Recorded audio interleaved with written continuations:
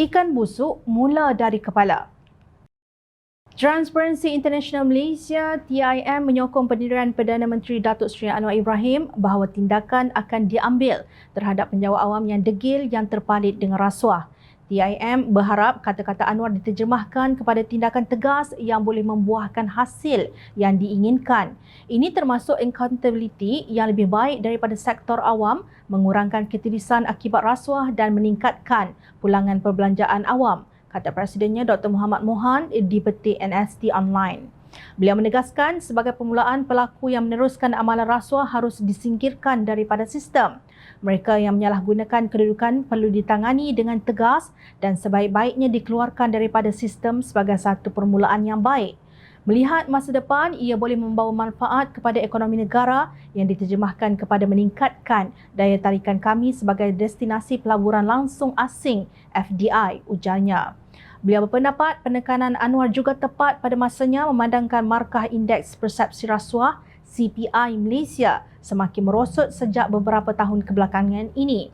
TIM juga menggesa setiap orang yang terlibat dengan penyalahgunaan itu memainkan peranan mereka dalam memerangi rasuah dengan melaporkannya kepada SPRM, tegas Mohamed Mohan.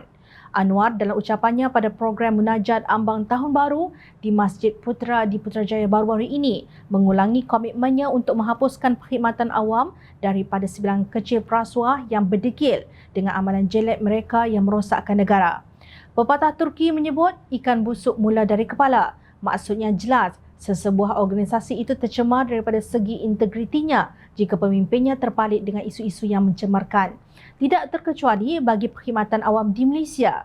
Ingat lagi tak, apakah salah satu daripada pendedahan yang berlaku ketika perbicaraan di Mahkamah Tinggi terhadap bekas Perdana Menteri Datuk Seri Najib Razak berhubung 4 pertuduhan iaitu menggunakan kedudukan beliau untuk memperoleh suapan. 21 pertuduhan pengubahan wang haram membabitkan 2.3 bilion ringgit dana Wan Malaysia Development Berhad 1MDB. Bekas Ketua Setiausaha Negara KSN Tan Sri Muhammad Siddiq Hassan yang juga saksi ke-19 pendakwaan mendedahkan bahawa beliau menjadi ahli lembaga penasihat BOA 1MDB dengan bayaran allowance sebanyak RM30,000 pada 1 Julai 2010 hingga 23 Jun 2012 semasa masih memegang jawatan hakikinya. Siddiq tidak melakukan apa-apa pekerjaan untuk 1MDB dan tidak pernah hadir mesyuarat ahli lembaga penasihat firma tersebut. Sebaliknya, beliau menjelaskan pelantikannya adalah disebabkan kebaikan hati bekas Perdana Menteri yang mahu mengimbangi gajinya yang disifatkan agak rendah sebagai KSN. Selepas tidak lagi menjadi KSN, Muhammad Siddiq Hassan dilantik sebagai pengerusi Suruhanjaya Integriti Agensi Penguatkuasaan EAIC berkuat kuasa 1 Julai 2020.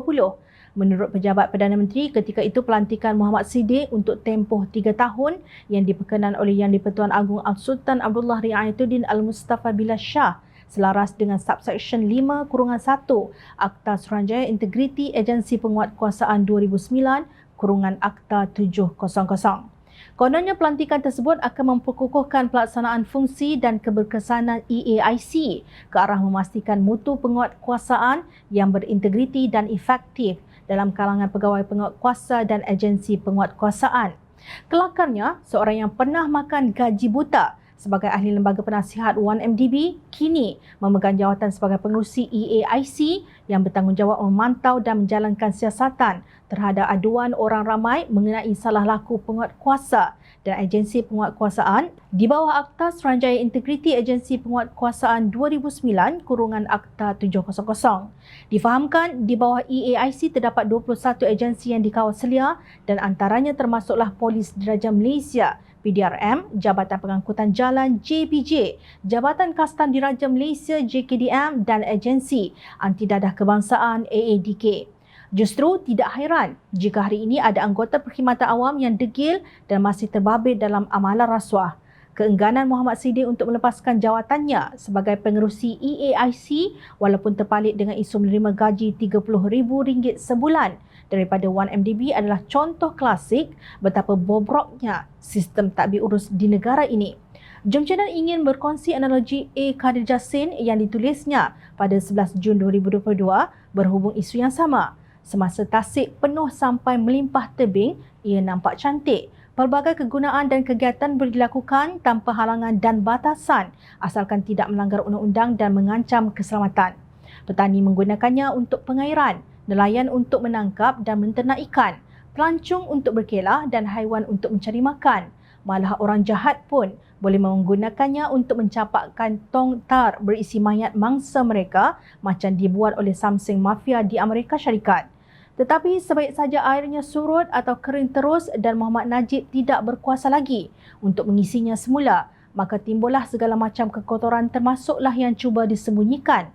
Apatah lagi apabila lumpurnya digali dan sampah sarap dilonggokkan untuk tatapan umum.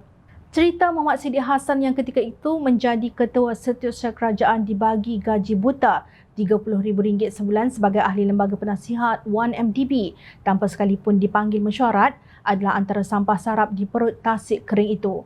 Dia dibagi upah tambahan itu semata-mata kerana Muhammad Najib kata gaji dia sebagai KSN sebanyak RM29,215 sebulan terlalu rendah.